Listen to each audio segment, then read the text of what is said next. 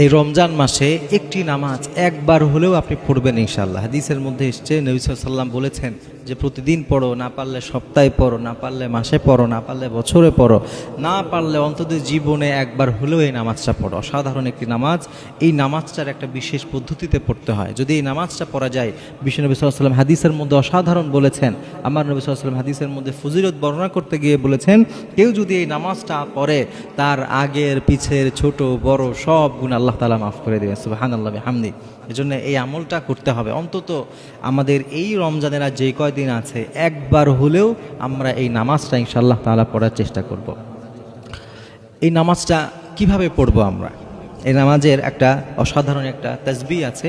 এই তাসবিহটা আমাদেরকে এই 4 রাকাত নামাজের মধ্যে 300 বার পড়তে হবে।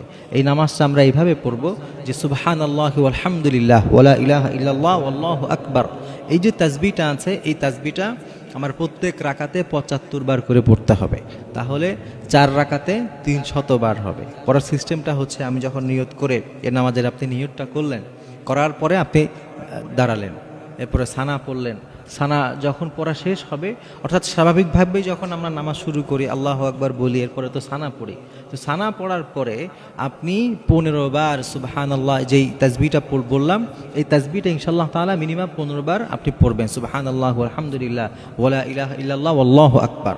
তাহলে শুরুতে আপনি নিয়ত করলেন, এরপরে সানা পড়লেন, এরপরে আপনি 15 বার এই তাসবিহটা পড়লেন, এরপরে সূরা ফাতিহা পড়লেন, সূরা ফাতিহার সাথে একটা সূরা মিলালেন, এরপরে রুকুতে যাওয়ার আগে আরও 10 বার এই তাসবিহটা পড়বেন। এরপরে যখন রুকুতে যাবেন তখন 10 বার পড়বেন, এরপরে যখন রুকু থেকে উঠবেন তখন 10 বার, এরপরে যখন সিজদায় যাবেন 10 বার, সিজদা থেকে উঠে 10 বার, আবার সিজদায় গিয়ে 10 বার। এইভাবে মোট 75 বার এক রাকাতে পড়তে হবে। তাহলে মোট 4 রাকাতে হবে 300 বার। যদি এই নামাজটা পড়া যায়, যে নামাজটাকে বলা হয়েছে সালাতুত তাসবিহ, জীবনে অন্তত একবার হলেও এই নামাজটা পড়া উচিত। এই নামাজটা পড়লে আল্লাহ তাআলা দুনিয়া আখিরাতে অনেক কল্যাণ ইনশাআল্লাহ তাআলা আমাদের দান করবেন এবং বিশেষ করে গুনাহ মাফ করে দিবেন। প্রিয় ভাইয়েরা, খেয়াল করেন তো, আমাদের লাইফের গুনাহ মাফ হলে আর কি চাই আমাদের, তাই না? কারণ রমজান মাস এমন একটা মাস, এই মাসটা হচ্ছে গুনাহ মাফের মাস।